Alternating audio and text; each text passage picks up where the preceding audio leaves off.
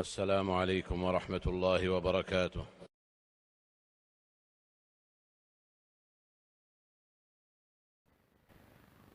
بسم الله الرحمن الرحيم. اللهم ادخله علينا بالأمن والإيمان والسلامة والإسلام ورضوان من الرحمن وجوار من الشيطان.